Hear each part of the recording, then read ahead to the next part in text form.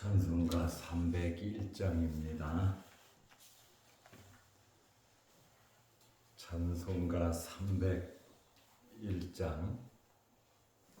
지금까지 지내온 것 주의 크신 은혜라. 아니 없는 주의 사랑 어찌로 말하랴. 자나깨 나 주의 손이 항상 살펴주시고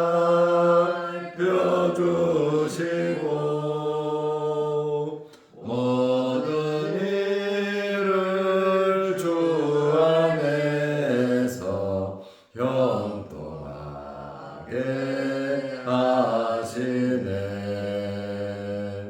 몸도 맘도 연약하나 세임받아 살았네.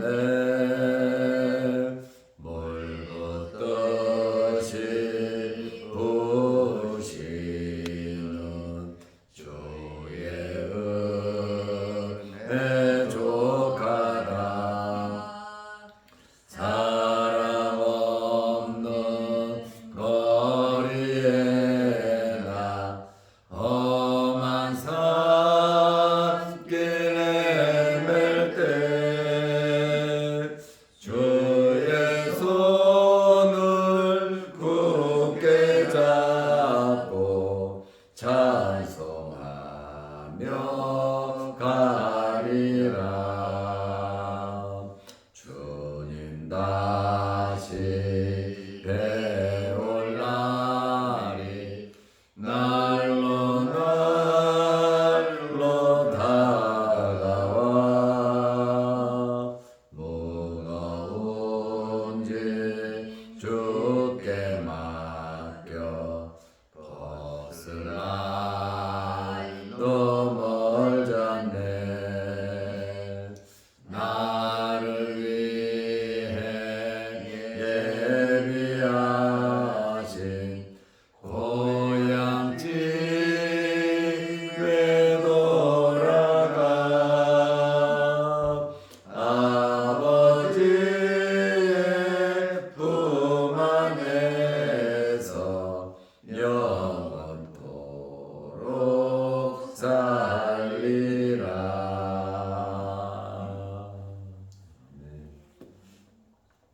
사도신경으로 우리의 신앙을 고백하겠습니다. 전능하사 천지를 만드신 하나님 아버지를 내가 믿사오며 그 외아들 우리 주 예수 그리스도를 믿사오니 이는 성령으로 잉태하사 동정녀 마리아에게 나시고 본디오 빌라도에게 고난을 받으사 십자가에 못 박혀 죽으시고 장사한 지 사흘 만에 죽은 자 가운데서 다시 살아나시며 하늘에 오르사 전능하신 하나님 우편에 앉아 계시다가 저리로서 산 자와 죽은 자를 심판하러 오시리라. 성령을 믿사오며 거룩한 공예와 성도가 서로 교통하는 것과 죄를 사하여 주시는 것과 몸이 다시 사는 것과 영원히 사는 것을 믿사옵나이다. 아멘. 하나님의 말씀 누가복음 17장 1절 2절입니다. 예수께서 제자들에게 이르시되 실족하게 하는 것이 없을 수는 없으나 그렇게 하게 하는 자에게는 화로다. 그가 이 작은 자 중에 하나를 실족하게 할진대 차라리 연자 맷돌이 그 목에 매여 바다에 던져지는 것이 나으리라. 아멘. 2절 말씀까지 보았습니다. 오늘부터 누가복음 17장을 봅니다. 새벽 설교 원고 누가복음 두 번째 책장 마지막 장입니다. 금주에 누가복음 책자 3권을 18장부터 24장까지 만들어서 다음 주일날 배부하려고 합니다. 이러한 말씀을 만들고 문서적인 이 선교를 위해서 여러분들이 기도 많이 해주시고 협조 많이 해주시기를 바랍니다. 누가복음 17장을 통해서 또 많은 은혜가 저와 여러분들에게 있으시기를 바랍니다.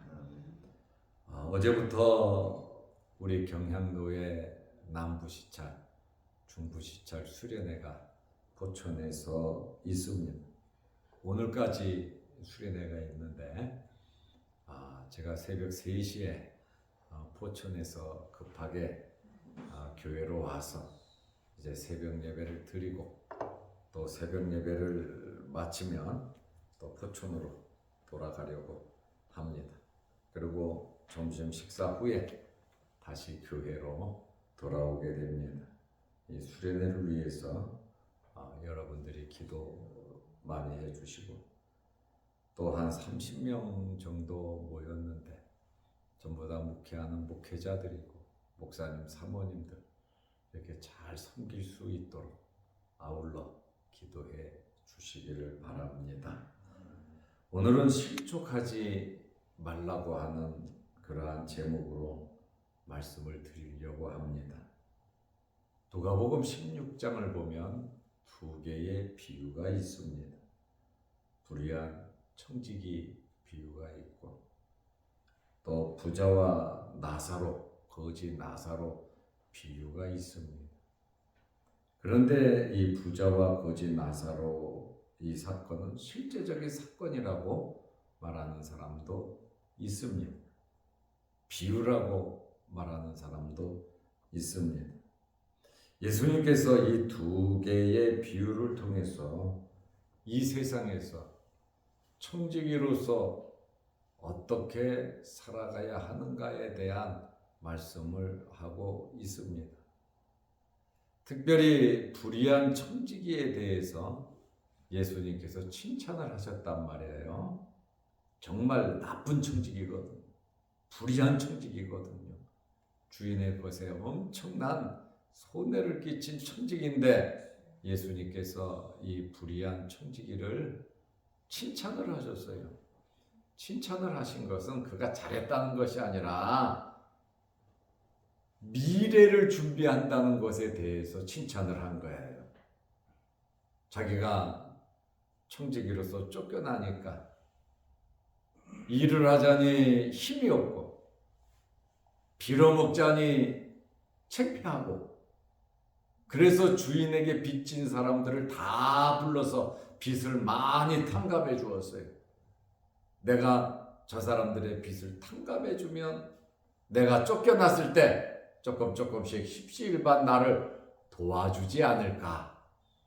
미래를 생각하면서 아주 나쁜 놈이지만 미래를 생각한 것에 대해서 예수님께서 칭찬을 하셨거든요.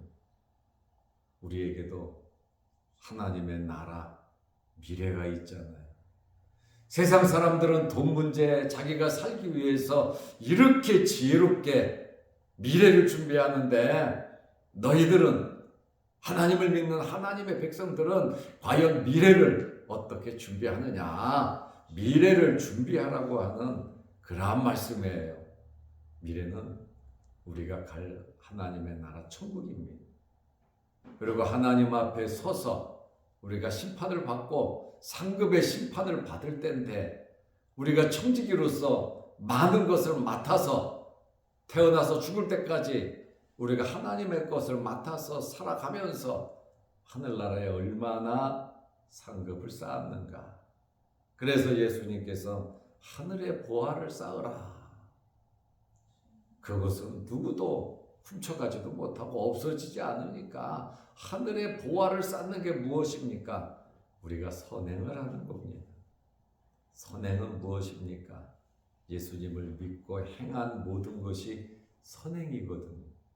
다시 말하면 선행은 천국까지 가져가는 것이 선행입니다. 우리가 세상 떠날 때 아무것도 가져가지 못합니다. 아무것도 가지고 가지 못하는데 가지고 가는 것이 하나 있는데 우리가 믿음으로 산 거예요. 그것을 다른 말로 말하면 면류관이라 그러죠. 하나님 앞에 섰을 때 잘했다 칭찬 듣고 많은 이윤을 남기는 것. 그래서 우리는 절제하고 항상 근신하고 조심하고 하늘나라에 상급을 쌓는 전략하면서 하나님 기뻐하시는 일을 하는 겁니다. 그러나 미래를 생각하지 않는다면 세상 사람과 똑같이 살다가 끝나고 말 것입니다. 불의하고 악한 종, 게으르고 나태한 종이 되어서 주님으로부터 책망을 받을 겁니다.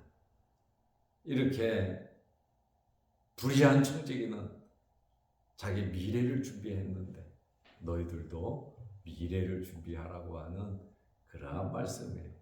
우리가 인생의 내리막길을 살아가고 있잖아요. 하나님 앞에 갈 날이 날마다 가까워지고 있는데 하늘나라에 상급 쌓고 미래를 준비하는 여러분들이 되시기를 바랍니다. 그리고 부자와 거진 나사로를 통해서 불의한 청지기와 같은 이 부자, 믿음으로 살지 않은 이 부자, 지옥불에 가서 그 뜨거움 속에서 이 세상 살 때는 하고 싶은 거 다 하고 가고 싶은데 마음대로 가고 먹고 싶은 거 다 먹고 권력과 힘을 가지고 살았지만 이 사람의 미래는 뜨거운 지옥불이더라 그 말이에요. 세상에서는 잘 먹고 잘 살고 하고 싶은 거 하고 잘 입고 그렇게 살았지만 마지막에 저 거지 나사로를 통해서 손끝에 물 한 컵도 아니에요. 손끝에 물 좀 적셔서 내 입을 서늘하게 해달라고 내가 불꽃 가운데서 고통당한다 그러잖아. 그리고 내 형제 5이 있는데 이곳에 오지 않도록, 이곳에 절대 오지 않도록 저 나사로를 보내서 좀 제발 좀 우리 형제들 지옥에 오지 않도록 좀 도와달라 아브라함에게 부탁하지 않습니까? 그때에 후회해봐야 소용이 없습니다. 이 두 사건을 통해서 미래에 대한 준비를 말씀하고 있잖아요. 우리 또한 짧은 세상 살면서 어렵고 힘든 육신을 입고 살아가지만 부족하고 연약한 것 많지만 하나님을 믿는 믿음, 예수 그리스도를 의지하면서 말씀대로 살아가시기를 축원합니다. 예수님께서 이 말씀을 하시고 이제 다른 여러 가지 문제들을 말씀으로 틈틈이 교육을 하셨어요. 이제 얼마 안 있으면 예수님은 십자가를 지십니다. 십자가를 지시기 전에 시간이 있으면 틈틈이 제자들을 가르치셨는데 오늘 첫 번째로 실족하지 말라, 실족시키지 말라고 말씀하고 있어요. 나도 실족되면 안 되지만 나 때문에 다른 사람도 상처받고 실족하지 않도록, 나 때문에 세상 사람들이 예수님께 나오는 것을 막지 않도록, 나 때문에 믿는 사람들이 상처받아서 주저하지 않도록 실족하지 말라고 예수님께서 교훈하고 계십니다. 우리는 교회에서 세상 속에서 어디에서든지 실족하는 일이 있으면 안 됩니다. 누가복음 17장 1절에 예수께서 제자들에게 이르시되 실족하게 하는 것이 없을 수는 없으나 사람이 살아가면서 실족을 안 시킬 수는 없다 이 말이죠. 완벽하게 살아가는 사람은 세상에 없습니다. 그러나 그렇게 하는 자에게는 화로다. 실족시키는 자는 화가 있다. 이렇게 말씀하고 있어요. 우리는 이러한 말씀을 보면서 정말 잘 살아야 되고 지혜롭게 살아야 되고 덕스럽게 살아야 합니다.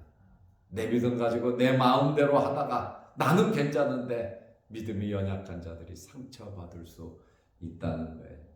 그래서 바울은 내가 고기를 먹어서 내 형제를 실족시키고 마음에 상처를 준다면 나는 평생 고기를 먹지 않겠다고 바울은 선언을 했거든요. 그만큼 상처를 주는 것은 죄가 될 수 있고, 나는 고기 먹는 게 뭐가 그렇게 잘못입니까? 그러나 그것 때문에 상처가 된다면 나는 고기를 먹지 않겠다. 이 음식 저 음식 단단한 음식 다 먹는 사람은 믿음이 좋은 사람이, 채소만 먹는 믿음이 연약한 사람들이 있는데 왜 너는 채소만 먹냐고, 이 고기는 먹지 못하고 딱딱한 거 못 먹냐고 나무라지 말라는 거예요. 채소를 먹는 사람도 잘 먹다 보면 점점 딱딱한 거 먹을 수 있거든요. 그런데 왜 먹지 못하냐고 자꾸 시비를 걸고 트집을 잡고 무시하면 채소 먹는 그 사람이 실족하고 만다는, 믿음이 강한 자와 믿음이 연약한 자, 믿음이 강한 자가 믿음이 연약한 자를 실족시키기가 쉽다. 그래서 연약한 자 입장에 서서 맞추어서 상처받지 않도록 우리는 노력하면서 살아야 합니다. 우리에게는 당연한 것이 믿음이 연약한 자들과 세상 사람들에게는 당연하지 않은 것일 수가 있다는 거죠. 우리는 정말 그거는 당연한 거, 100% 당연한 거예요. 그런데 그것 때문에 다른 사람들이 상처를 받는다, 실족한다. 그래서 우리가 지혜롭게, 덕스럽게 살아야 합니다.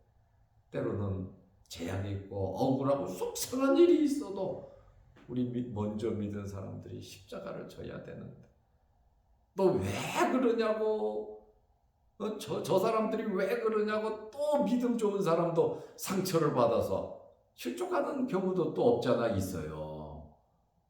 높은 데서 떨어지면 떨어질수록 상처가 크고 교회에 흠집이 많고 주님의 마음을 더 아프게 하는 거거든요. 얕은 데서 떨어지면 그렇게 다치지 않아요. 그러나 교회 직분자들이, 중진들이 툭 떨어지면 정말 그 상처라고 하는 것은 이루 말할 수 없이 큰 거거든요. 먼저 믿은 우리도 상처받으면 안 되겠지만 또 처음 믿는 그러한 초승부들도 상처받지 않도록 저와 여러분들이 참 지혜롭게 살아갈 수 있는 복된 자들이 되시기를 바랍니다. 이거 진짜 아주 심각하면서도 중요한 그러한 말씀. 당연한. 아이들을 가르치다 보면은, 수학을 가르치면 이거 지금 5, 6학년이 2, 3학년 때 배운 거를 모르면 이것도 모르냐고 막 난리를 치는데 애가 이해가 안 되고 모를 수 있는 거죠. 차근차근 애가 가르쳐줘요. 너는 중학생이 되어서, 너는 고학년이 되어서 그것도 모르냐고. 그러면 말하는 부모도 상처가 되고 선생도 상처가 되고 그것을 이해하지 못한 학생도 상처가 된단 말이죠. 당연한 거지만. 그러나 당연한 것도 서로 이해하도록 우리가 노력하면서 살아야 되지 않겠습니까? 그래도 믿음이 좋은 사람이, 먼저 믿은 사람이, 직분자들이 참고 견디고 십자가 용서하고 먼저 믿은 사람들이 그렇게 하는 것이 맞다라고 저는 생각을 하는데, 그만큼 어른 노릇하기가 어렵고 먼저 믿은 직분자들 생활하기가 어렵지만 나중 하나님의 나라 가서 많은 상급이 있을 줄 알고 믿음으로 참고 견디면서 살아가시기를 바랍니다. 실족이라고 하는 말은 스칸달론이라는 헬라어인데 새를 잡기 위해서 또 짐승을 잡기 위해서 놓은 덫, 올무, 함정을 의미합니다. 이것은 사람으로 하여금 죄를 짓게 하는 모든 유혹을 말합니다. 피해를 주어서, 원치 않지만 다른 사람들에게 피해를 주어서 때로는 그 상처 때문에 주님을 떠나고 교회를 떠나는 그러한 일들도 없잖아 있어요. 어떤 면에서는 바리새인들처럼 고의적으로 죄짓게 만들어서 나쁘게 하는 그러한 함정, 실족도 있습니다.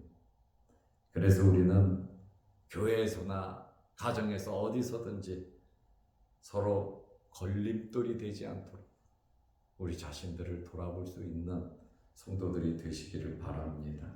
그런데 예수님의 이 말씀은 실족하는 자에게 화가 있다 이렇게 말씀을 하세요.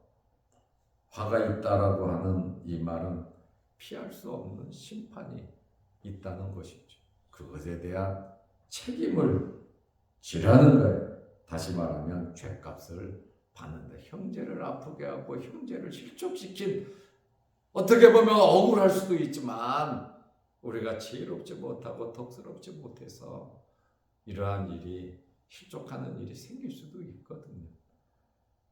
예수님의 말씀은 실족하는 것이 없을 수는 없지만 그렇게 실족시키는 자에게는 화가 있다. 재난이나 죽음보다 무서운 형벌은 영원한 지옥불에 들어간다. 아주 굉장한 경고의 말씀을 하고 있습니다. 화라고 하는 이 말은 복과 대조되는 말로서 세상 사는 것이 그렇게 쉽지는 않다. 그러므로 우리는 잘 살아야 하는데 주변 사람들이, 나와 가까이 하는 사람들이 내 마음 같지 않다라고 하는 것을 우리는 알고 살아야 해. 내 마음 같지 않다라고 하는 것을 알 때 내가 상처를 받거든요. 왜 좀 저렇게 할까? 그러나 상대방은 여러 환경에서 내 마음 같지 않다라고 하는 것을 알고 내가 상처받지 말고 또 상대방의 다양성을 인정하면서 그 사람도 상처받지 않도록 우리가 베풀어야 하는데, 그래서 먼저 믿은 사람들이 사실은 힘이 들어요. 힘이 든 것만큼 주님의 위로함이 넘치고 힘든 것만큼 주님 함께 하시면서 우리에게 힘과 능력을 주시니까 먼저 믿은 자들답게 아주 강하고 담대하게 힘있게 잘 이렇게 이끌어가면서 살아가시기를 바랍니다. 우리는 작은 자, 어려운 자, 나보다 못한 자 무시하면서 살아가면 안 됩니다. 그런데 사람의 마음은요, 조금 뭔가 되는 것 같으면 교만해져요. 남들보다 좀 나은 것이 있다 생각하면 굉장히 교만해져요. 옛날에는 그렇지 않았는데 나도 모르게 변하는 수가 있고, 또 환경이 바뀌어서 잘 되면 나는 옛날같이 사는데 다른 사람들이 볼 때 또 변했다고 이렇게 말을 할 수도 있거든요. 변했어? 언니는 왜 이렇게 변했어? 오빠는 왜 이렇게 변했어? 엄마 아버지는 왜 이렇게 변했어? 목사님이 왜 이렇게 변했어? 우리 장로님들이 왜 이렇게 변했을까? 우리 권사님들이 왜 이렇게 변했을까? 변했다라고 생각할 수가 있어요. 직분도 바꾸보면 옛날 집사 때는 안 그랬는데 권사가 되더니 변하고, 장로가 되더니 안수 집사가 되더니 변하고, 나는 똑같이 하는데도 그렇게 또 오해하는 사람들이 많거든요. 기대치가 크기 때문에, 또 옛날과 똑같은 눈으로 보지 않기 때문에, 나는 그대로인데 보지 않기 때문에 그런 여러 가지 오해도 있을 수가 있고 또 잘못된 생각을 할 수도 있습니다. 그렇다 할지라도 누가복음 17장 2절 말씀에 그가 이 작은 자 중에 하나를 실족하게 할진대, 여기 그렇게 하는 자에게는 화가 있다 그랬잖아요. 그가, 바로 실족해 하는 그가 이 작은 자 중에 하나를 실족하게 할진대, 바리새인들, 사두개인들, 종교 지도자들이, 세리들, 죄인들, 이방인들 함부로 박혀있잖아요. 어렵고 힘든 자들, 과부들, 고아들, 굉장히 사람 취급도 안 했거든요. 그러니까 이 작은 자 중에 하나를 실족하게 할진대 차라리 연자맷돌이 그 목에 매여 바다에 던져지는 것이 나으리라. 맷돌은 뭔지 알죠? 이 맷돌은 손으로 돌리는 게 아니라 짐승이 돌리는 굉장히 큰 맷돌이거든. 이 큰 맷돌을 목에 매가지고 바다에 던져지는 거, 이거 죽음이죠. 100% 죽습니다. 그게 낫다. 그런데요, 이 말씀 오해하지 말고요. 실족하는 일이 없을 수는 없다 그랬잖아요. 그러나 실족하는 자에게는 화가 있다 그랬잖아요. 이 작은 자 중에 하나를 실족하게 할진데 차라리 연자맷돌을 그 목에 매어 바다에 던져지면 다른 사람 실족시키지 않을 거란 말이에요. 내가 죽어야 다른 사람 실족시키지 않는다. 이 말이 뭔 말입니까? 제대로 똑바로 살아라는 겁니다. 그리고 연자맷돌을 메고 바다에 던져 죽으라는 말이 아니에요. 생명의 귀중함. 사람 차별하지 말고 다 하나님께서 지은 피조물인데 다 귀한 사람들인데 정말 한 생명 한 생명을 비록 세리와 죄인이라 할지라도 이방인이라 할지라도 그렇게 차별하지 말고 믿음이 연약하다고 의심하고 함부로 말하고 막 대든다 할지라도 실족하지 않도록 그 한 생명이 너무나 귀하다라고 하는 말씀이지 실족한 일 때문에 연자맷돌 메고 죽으라는 이야기 절대로 아닙니다. 그래서 오해하면 안 된다고 말씀하죠. 실족하는 일이 없을 수는 없다. 그러나 실족시키는 자는 화가 있다. 절대로 실족시키지 않도록 살으라는 거 아닙니까? 올바로 똑바로 말씀대로 살으라고 하는 거거든요. 일을 하다 보면 참 상처받는 사람도 있고 못 따라오는 사람도 있고 의심하는 사람도 있고 별의별 사람들 다 있어요. 그래서 힘들다는 거야. 앞에서 일한다는 것이요. 앞에서 일하는 사람도 이해하고 밑에서 따라가는 사람도 이해하고 앞에 사람 이해하고 뒤에 사람 이해하고 중간 사람 이해하고 이해하면서 예수 그리스도 사랑 안에서 하나 되시기를 바랍니다. 이게 참 중요한 일이거든. 그래서 이 작은 자, 특별히 예수님께서 세리와 죄인들, 버림받은, 천대받는 어려운 고아와 가부나 이스라엘 사람들이 소홀히 하는 그러한 사람들을 의미하고 있죠. 또 어린이를 가리킬 수도 있지만 믿음이 연약한 자, 그렇잖아요. 실족하는 사람은 믿음이 연약한 자들이거든요.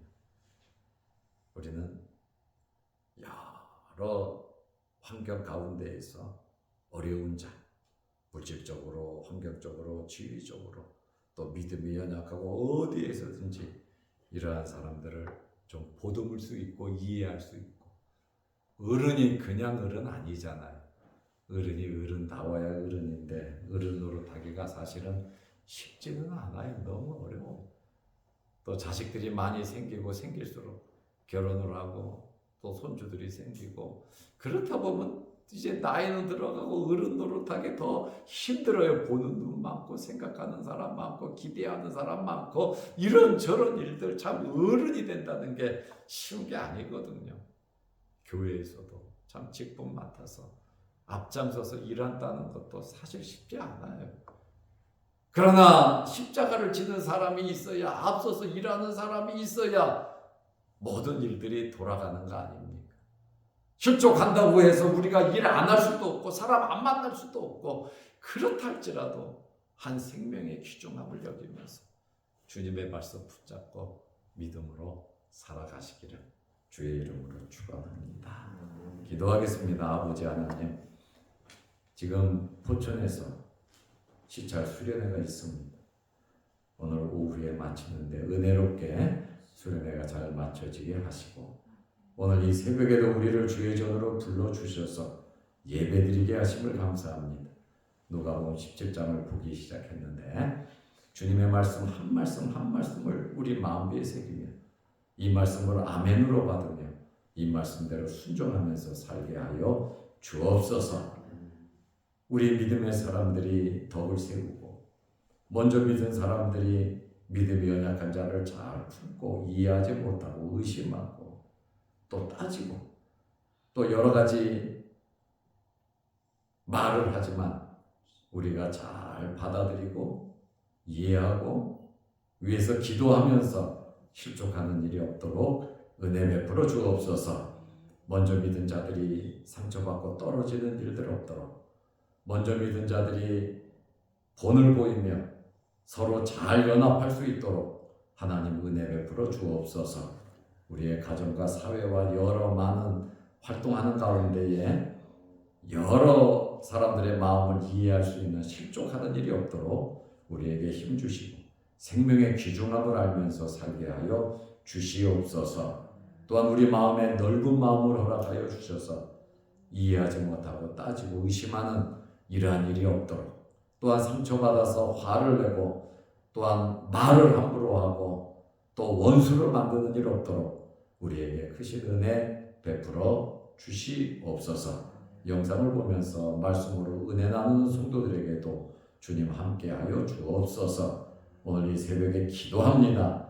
우리 기도 제목 응답하여 주시고 환절기에 우리 몸 상하지 않도록 건강으로 우리를 지켜 주옵소서.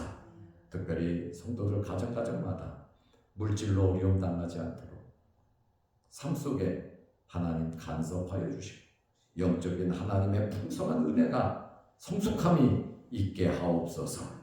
예수님의 이름으로 기도드리옵나이다. 아멘. 하늘에 계신 우리 아버지여, 이름이 거룩히 여김을 받으시오며 나라의 마옵시며 뜻이 하늘에서 이룬 것 같이 땅에서도 이루어지이다. 오늘날 우리에게 일용할 양식을 주옵시고 우리가 우리에게 죄 지은 자를 사하여 준 것 같이 우리 죄를 사하여 주옵시고 우리를 시험에 들게 하지 마옵시고 다만 악에서 구하옵소서. 대개의 나라와 권세와 영광의 아버지께 영원히 싸움나이다. 아멘. 자유롭게 기도하시기 바랍니다.